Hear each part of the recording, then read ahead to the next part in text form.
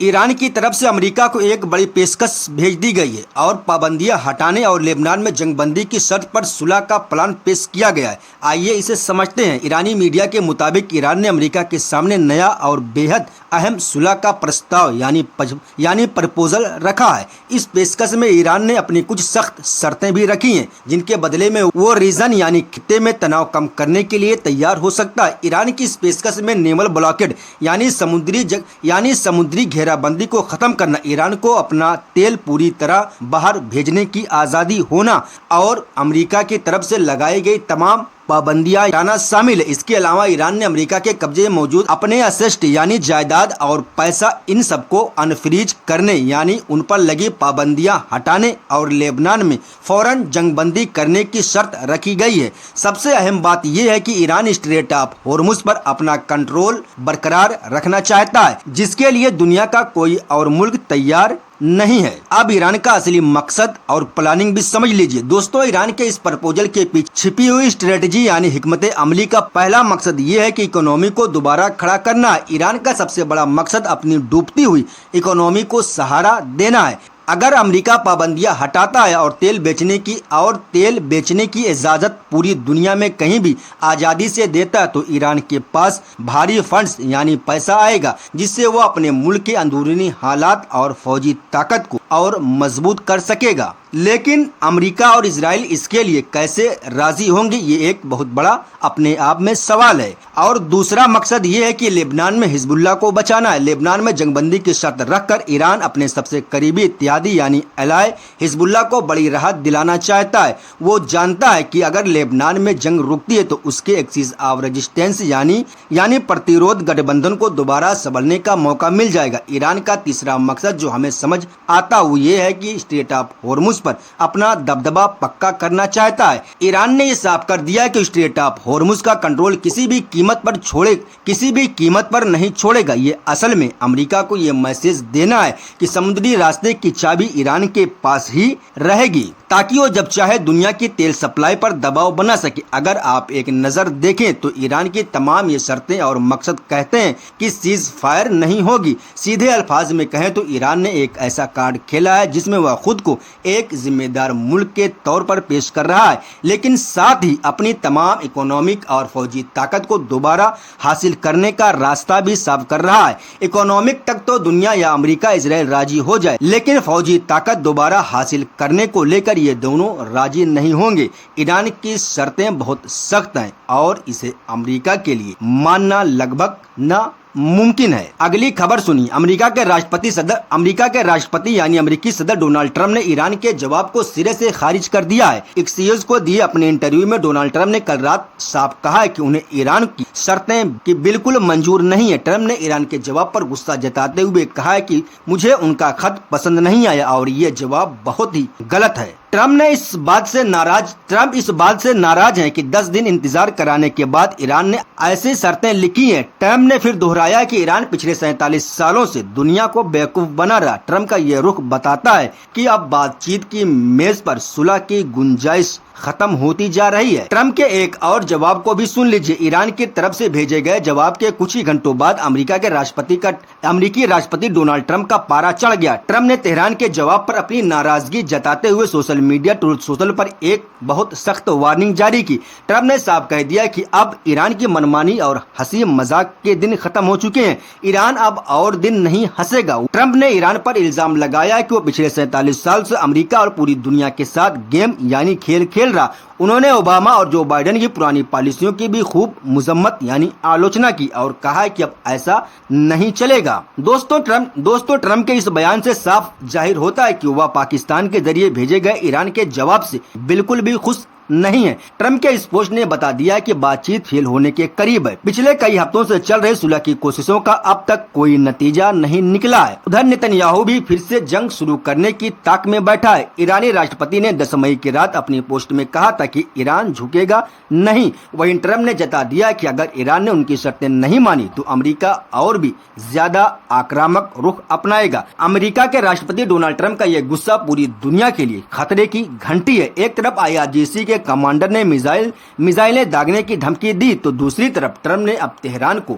मजा चखाने की बात की है। दोस्तों, दोनों तरफ की ये तलखी यानी कड़वाहट बता रही है कि स्ट्रेट ऑफ हॉर्मुज़ में जारी नाकाबंदी और जंग अभी और भी खतरनाक हो सकती है। इन सब के बीच याद रखिएगा, जर्मनी का रुख ईरान के लिए सख्त हो रहा है। ब्रिटेन का वारशिप चल चुका है, फ्रांस का वारशिप पहले ही आ चुका था। हालांकि मैक्रों की बात कुछ और है और जवाब कुछ और है, लेकिन पॉलिसी क्या है पता नहीं। अब सबकी नजरें इस बात पर हैं, क्या ट्रम्प बातचीत की मेज को छोड़कर सीधे मिलिट्री एक्शन का ऑर्डर देंगे। यकीन मानिए इन शर्तों पर जो ईरान ने रखी हैं, एंड ऑफ द वॉर, जंग का खात्मा नहीं होगा। वहीं दूसरी तरफ इजराइल का कहना है कि उनके लिए जंग खत्म नहीं हुई और बेंजामिन नेतन्याहू जंग दोबारा शुरू करने की सारी गोटियां फिट कर रहा है। 10 मई की रात Israeli prime minister Benjamin Netanyahu ने एक इंटरव्यू दिया और इस इंटरव्यू में अपनी जिद और खतरनाक इरादों को एक बार फिर दुनिया के सामने रख दिया। नेतन्याहू का कहना है कि ईरान के खिलाफ छोड़ी गई ये जंग जो 28 फरवरी से शुरू हुई थी अभी खत्म नहीं हुई है। उसका दावा है कि जब तक ईरान से इनरिच यूरेनियम यानी समृद्ध यूरेनियम को पूरी तरह से बाहर नहीं निकाल दिया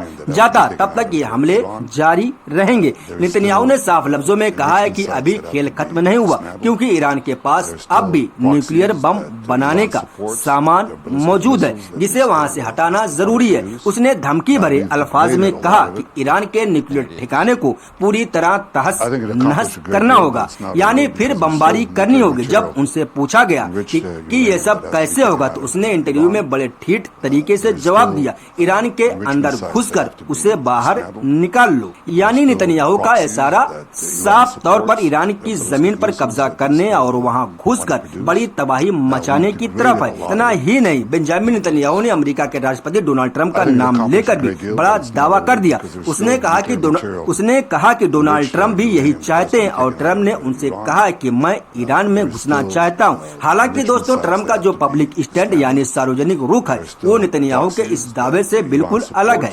नेतन्याहू सोच सकता है कि वो ईरान की कोई जमीन का हिस्सा कब जाएगा, लेकिन ये ख्वाबों और ख्यालों से दूर की बात है। असल में बेंजामिन नेतन्याहू फिर से इस जंग को भड़काने की ताक में बैठा है। वही उसकी ऑक्सीजन भी है। जहां एक तरफ ट्रंप और ईरान के बीच सुलह की बातचीत चल रही हो, वहीं बेंजामिन नेतन्याहू ऐसी बयानबाजी करके पूरी पीस डील यानी शांति समझौते को खत्म करना चाहता है। ईरानी राष्ट्रपति पहले ही कह चुके हैं कि वह झुकेंगे नहीं और अब बेंजामिन नेतन्याहू की इस धमकी ने आग में घी डालने का काम कर दिया। ऐसा लग रहा है कि बेंजामिन नेतन्याहू चाहता है कि अमेरिका किसी भी तरह ईरान पर सीधा हमला फिर से कर दे और वो करप्शन के केस को अगले इजरायली इलेक्शन तक टाल सके। वहीं दूसरी तरफ ईरानी फौज हाई अलर्ट पर। ये बात ईरान के सुप्रीम लीडर मुज्तबा खामनेई के सामने कही गई है। ये मामला गर्म है। ईरान के supreme leader Sayyid Ali Mojtaba Khamenei के साथ मेजर जनरल अली अब्दुल्लाही ने साफ कर दिया कि ईरान की फौजें किसी भी हालत में मुकाबला करने के लिए पूरी तरह तैयार हैं और उन्हें नए ऑर्डर भी जारी कर दिए गए हैं। ईरान की टॉप फौजी कमान ने खामनेई को यकीन दिलाया है कि मुल्क की फौजें अमेरिकी इजरायली दुश्मन की किसी भी स्ट्रेटेजिक गलती या हमले का मुंह तोड़ जवाब देने के लिए हाई अलर्ट पर हैं। 10 मई को जारी हुए एक बयान के मुताबिक खातिमुल अंबिया हेडक्वार्टर के commander major general Ali Abdollahi ने आयतुल्लाह मुज्तबा खामनेई को अपनी रिपोर्ट पेश की। इस रिपोर्ट में उन्होंने ईरानी फौज, IRGC, police force, police border force, defence minister और बसीज फोर्स की मुकम्मल तैयारी के बारे में बताया। जनरल ने साफ कहा कि अगर दुश्मन कोई भी गलत अंदाजा लगाएगा तो उसे कुचल देने वाला जवाब मिलेगा जिसका तस्वुर यानी ख्याल भी नहीं किया होगा। दोस्तों, ये खबर ऐसे वक्त में आई है जब अमेरिका के राष्ट्रपति ट्रंप इस जंग को खत्म करने के तरीकों पर गौर कर रहे हैं, लेकिन ईरान को धमकी भी दे रहे हैं। ईरान की सख्त वार्निंग ने यह जरूर साफ कर दिया है कि वो अपनी हिफाजत के लिए किसी भी हद तक जाने को तैयार है। अब देखिए क्या हो रहा है दुनिया में। इस जंग की वजह से, ईरान वार की वजह से दुनिया को 1 अरब बैरल तेल का झटका लग चुका है। स्ट्रेट ऑफ हॉर्मुज़ की नाकाबंदी और जंग के बीच तेल की दुनिया से एक बहुत बड़ी वार्निंग सामने आई। सऊदी अरामको, सऊदी अरब की तेल कंपनी के CEO अमीर नासिर ने इत्तवार यानी 10 मई को बताया कि पिछले 2 महीनों में दुनिया ने करीब 1 अरब बैरल तेल खो दिया, जिससे मार्केट की हालत बहुत खराब हो गई। अमीर नासिर ने साफ कहा कि अगर स्ट्रेट ऑफ हॉर्मुज़ का रास्ता खुल भी जाए तब भी तेल मार्केट को दोबारा पटरी में आने में एक लंबा वक्त लगेगा। ईरान की तरफ से स्ट्रेट ऑफ हॉर्मुज़ को जाम करने और अमेरिका इजराइल की जंग की वजह से ग्लोबल सप्लाई पूरी तरह से चरमरा गई है। दोस्तों, सऊदी अरामको ने इस मुश्किल दौर में भी अपने मुनाफे में 25% की बढ़ोतरी दर्ज की है। क्योंकि दूसरे अरब मुल्कों के मुकाबले सऊदी अरब का तेल आराम से दुनिया के बाजारों में इस दौरान जाता रहा। लेकिन अरामको के सीईओ का कहना है कि उनका असल मकसद एनर्जी की सप्लाई को जारी रखना है, भले इस सिस्टम पर कितना ही प्रेशर क्यों ना हो। इस रिपोर्ट के मुताबिक जहाजों के आने जाने में आ रही रुकावटों ने पूरी दुनिया में तेल की कीमतों को आसमान पर पहुंचा दिया।